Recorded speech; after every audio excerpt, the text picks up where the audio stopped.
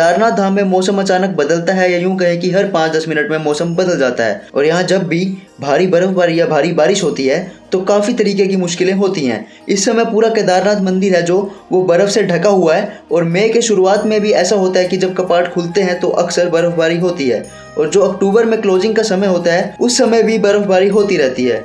श्री केदारनाथ भगवान के कपाट बंद हो रहे हैं 6 महीने के लिए।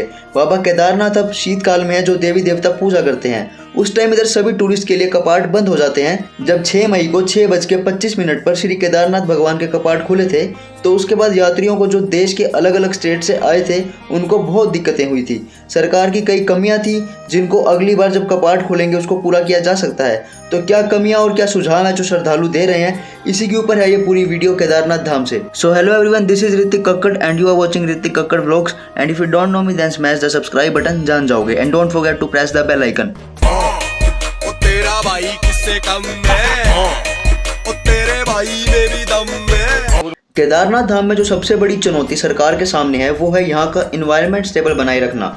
ये एक यू शेप के आकार की वैली है और रामबाड़ा से जो केदारनाथ पीक 6000 से ऊपर का वो करीब 67 किलोमीटर में फैली हुई है। 3570 मीटर की ऊंचाई पर यह वाकई में एक बुग्याल है और एक दलदली जमीन है और इधर बड़े नंबर्स में श्रद्धालु आते हैं। तो उनके रहने का और उनके सीवरेज का अभी तक कोई भी समाधान नहीं हो पाया है। अभी तक सीवरेज ट्रीटमेंट प्लांट भी तैयार नहीं हुआ है केदारनाथ धाम में, जो अगली बार एक चुनौती होगी सरकार के लिए। उसके अलावा चारों तरफ का बुग्याल है वो भी डैमेज हो रहा है क्योंकि जगह जगह टेंट्स लगाए जा रहे हैं और यहाँ का जो जीव जंतु है और इसके अलावा पशु पक्षी हैं वो भी धीरे धीरे यहाँ से गायब होते जा रहे हैं। तो ये सब बड़ी चुनौती है सरकार के सामने, जो कि वो कैसे यहाँ के जो पर्यावरण संतुलन है उसको बनाकर रखे।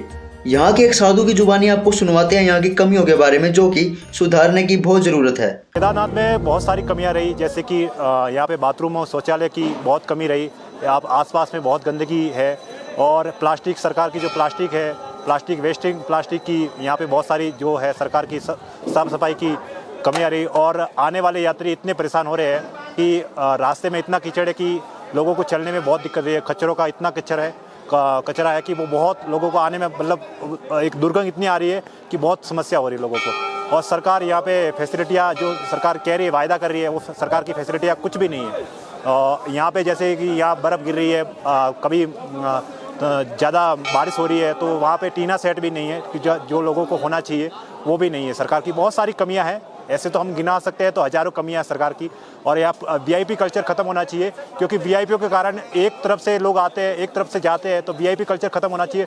तो लोगों को बहुत इतने बारिश में लोग खड़े रहते हैं और बर्फ़ गिर रही है उसमें ठंडी में लोग में कई मौत हो रही है इसके कारण, वीआईपी कल्चर के कारण। तो वीआईपी कल्चर बिल्कुल ख़त्म होना चाहिए केदारनाथ में। जैसे हमारे दूसरे जो जैसे कि गुरुद्वारों में वीआईपी कल्चर ख़त्म है, जैसे जैसे हमारे केदार धाम में भी हम निवेदन करते हैं सरकार को कि वीआईपी कल्चर ख़त्म की जाए।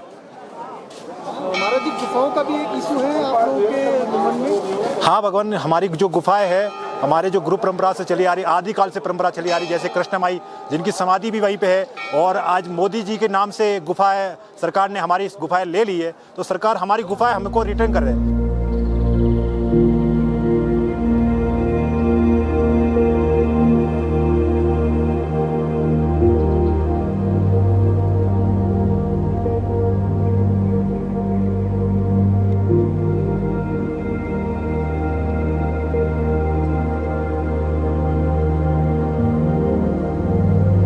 6 मई को जब कपाट खुले थे तो श्रद्धालुओं और सरकार के सामने या जो प्रशासन है उसके सामने बड़ी चुनौती थी, जो गौरीकुंड से लेकर केदारनाथ धाम तक का पैदल मार्ग 16 किलोमीटर का है। पूरे रास्ते में रेन शेल्टर 2 या 3 हैं और जब पूरे रास्ते में बारिश हो रही थी तो श्रद्धालु भीग रहे थे, जिसके बाद उनको हाइपोथर्मिया हो रहा था और केवल केदारनाथ धाम में 100 से ज़्यादा श्रद्धालुओं की मौत हुई।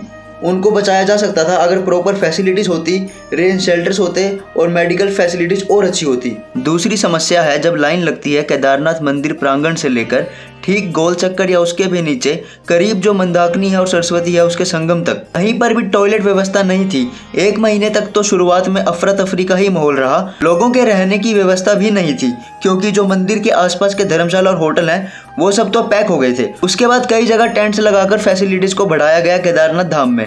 मेडिकल इशू बहुत बड़ी समस्या थी, जहाँ पे जो प्रॉपर एक हॉस्पिटल होना चाहिए था वो नहीं था। तो अगली बार जब कपाट खोलेंगे तो सरकार के सामने अपना हॉस्पिटल चालू करने की सबसे बड़ी चुनौती होगी। मंदिर प्रांगण में जब लाइन में श्रद्धालु आते हैं तो कई वीआईपी भी आते हैं जो बिना लाइन में लगे अंदर जाते हैं, तो वो भी एक समस्या खड़ी करता है, क्योंकि जो लोग घंटों घंटों तक लाइन में खड़े रहते हैं वे दर्शन सही टाइम पर नहीं कर पाते। और भी जैसे बहुत से बीच में ब्रोकर का काम भी करते हैं जो पैसे लेकर अंदर एंट्री करवाते हैं, जो कि एक लूप होल है। एक और समस्या जिसको लेकर बहुत कम लोगों ने आवाजें उठाई, बेजुबान की जान। घोड़े खच्चरों की मौत हुई और इतनी मौत हुई कि रास्ते पर उनकी लाशें जो थी वह पड़ी हुई थी। कई जो बॉडी थी वो नीचे मंदाकिनी नदी में भी फेंकी गई। उसके अलावा अकोमोडेशन बहुत बड़ी समस्या है केदारनाथ धाम में, वो शायद अगली बार जब कपाट खुलेंगे तब भी सामने आएगी। केदारनाथ धाम में मौसम अचानक बदलता है, या यूं कहें कि हर 5-10 मिनट में मौसम बदल जाता है। और जब भारी बर्फबारी या भारी बारिश होती है तो इसी तरीके से मुश्किलें होती हैं। इस समय पूरा जो केदारनाथ मंदिर है वो बर्फ़ से ढका हुआ है, और मई के शुरुआत में भी ऐसा होता है जब कपाट खुलते हैं तो अक्सर बर्फबारी होती है, और जो अक्टूबर में क्लोजिंग का समय होता है उस समय भी बर्फबारी होती रहती है। अब आप सोचिए कि जब हज़ारों श्रद्धालु यहाँ आएंगे और उनके लिए रेन शेल्टर नहीं होगा तो उनको दिक्कतों का सामना करना पड़ेगा। अब आप सोचिए कि जब यहाँ हज़ारों श्रद्धालु आएंगे और उनके लिए रेन शेल्टर नहीं होगा तो उनको दिक्कतों का सामना करना पड़ेगा। उनके पास रेन शेल्टर नहीं होते तो बारिश में भीगते हैं या बर्फबारी में भीगते हैं, और उनमें क्या होता है कि उन्हें हाइपोथर्मिया होता है और वो बीमार होते हैं। और जब वो अपने कमरों में जाते हैं तो इतनी ज़्यादा बीमार हो जाते हैं कि कई श्रद्धालुओं की तो मौत हो जाती है। तो ये एक बहुत बड़ी चुनौती है सरकार के सामने, प्रशासन के सामने, कि वो कैसे फैसिलिटीज़ को ज़्यादा ठीक करें। पिछले 6 महीने में केदारनाथ में कितना कचरा हुआ इसका अंदाज़ा शायद ही आपको होगा। हर यात्री जब गौरीकुंड से चल रहा था तो कम से कम 1-2 प्लास्टिक की बोतल खरीद रहा था। वो मैगी खा रहा था या फिर बिस्कुट के रैपर हों, और जगह जगह उसने गंदगी फैलाई। अब आप सोचिए केदारनाथ धाम में पर्यावरण संकट अगर खड़ा है तो सबसे बड़ा संकट है पॉलीथीन का। सरकार के पास भी पूरा मैकेनिज्म नहीं बना है जितना भी प्लास्टिक कचरा केदारनाथ से गौरीकुंड तक या सोनप्रयाग तक फैल रहा है उसको डिस्पोज करने का। अभी भी जो पूरा प्लास्टिक का कचरा है वो केदारनाथ और गौरीकुंड में है। तो अगली बार के लिए यात्रियों से भी एक निवेदन है कि कम से कम प्लास्टिक का यूज़ करें। अगर वो बोतल ले रहे हैं तो अपने घर से प्लास्टिक की बोतल लेकर आएं और वापस घर लेकर जाएं। और कुछ खा पी रहे हैं तो कम से कम उसको डस्टबिन में डालें, क्योंकि मंदाकिनी में ही सारा कचरा जा रहा है प्लास्टिक का, और वो एक बहुत बड़ा खतरा पैदा कर रहा है। और अब आप दर्शन करो इस साल लास्ट टाइम मेरी वीडियो के जरिए केदारनाथ जी के।